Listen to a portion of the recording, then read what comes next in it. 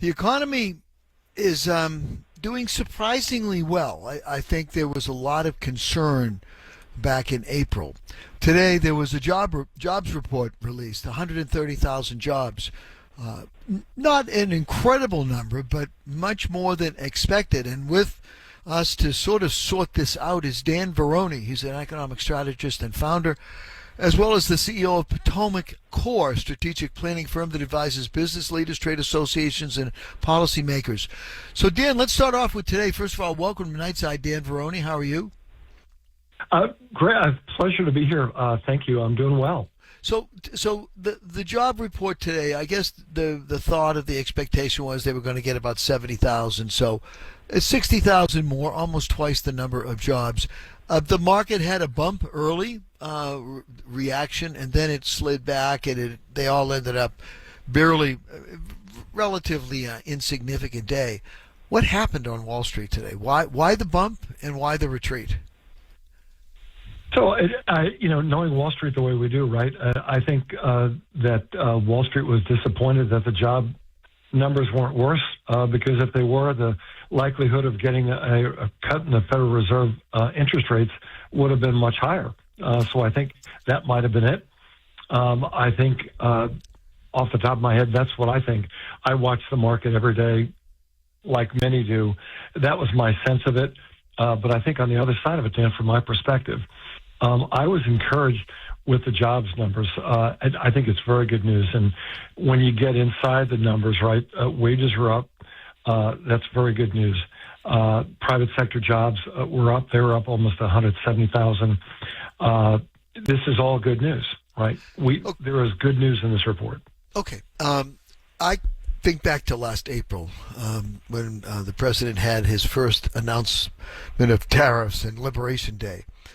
Everybody, at least a lot of the economists that I follow, was saying this will be a disaster. And the market took a huge hit. It was down about 20% within a matter of a few days. It has come back and has gone way beyond where it was. How is it, and conventional wisdom is often wrong, but how is it that so many economists were wrong on the April tariffs, and this market just seems to be humming along? Now, I know that the poll numbers for the White House are really down in the dumps, but I think that the economy, my view of it is that we may be set up for a pretty good year economically, and I'd love to know what you think about the long-term economic prospects for everyone, Democrat and Republican alike. Sure. So let's first talk to the tariff issue very quickly. Yep. So bottom line of all that is that after last April, I went and I tracked back the tariff issue in the first Trump administration, and it was less than 1%. They had a de minimis impact. And what I've said to people is, let a full year go, and then let's take a closer look at the numbers. So let me just put that aside and let's talk about the economy.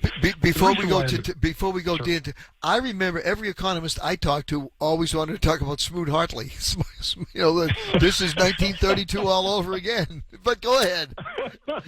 If you remember, I'm correct when I say that. You are correct. Yes, I think that there was an overdwelling on that. Candidly, I wasn't worried about it. When you look at the other side of it, no one's really talking about the new market access for U.S. products. People don't realize that for the first time ever that American cars will be able to be sold in Japan and in Europe. And nobody talks about that. How did that happen? That came about as part of this tariff regime issue, right? Tariffs are a deliberate negotiation strategy to get market access for American products. And I'm energized that American cars are going to be sold somewhere else. When we export more product, the American people are wealthier, and exports are way up. And I think that's also very good news. So let's look then as to what you think 2026 is going to bring. Good news, bad news, or mixed bag? So I think today the way I look at it is Main Street just showed that it's ready to grow, and what I mean by that is that so the policy pieces are in place.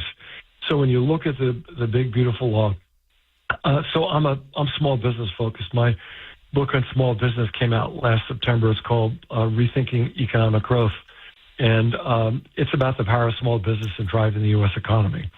The reason why I am so energized about this economy right now is that there's that 100% first-year expensing for plants and equipment that helps small business. Small business, literally 50% of the U.S. jobs come from small business. 99.9% of the companies in the United States are small business. So I viewed these tax cuts as small business-driven and small business-focused. So that's one part of it. The second part of it is I saw the withholding rates were going to be reduced. They have been reduced, which means the taxpayers are able to take more cash or keep more cash money for themselves. The third part of it is that I saw that on average that taxpayers were going to get $1,000 to $2,000 or more in tax refunds, so I was pleased about that. For those who had jobs involving tips, they were going to be able to deduct up to $25,000. I was very pleased about that. And when I look at the dynamics around the tax laws, that's very positive. The second dynamic, and the reason why I'm very excited, is that President Trump and his administration have been aggressively unwinding what was a severe regulatory structure from the prior administration. In the prior administration, there were $1.4 trillion worth of new regulations imposed. Those hurt small business a lot. They can't afford to comply with excessive regulation. So as you unwind those regulations, you help small businesses. And because small businesses employ 2 out of 3 new private sector jobs, I was absolutely energized about that as well. So when people say to me, when colleagues and friends and such say, give me your take on the economy this year.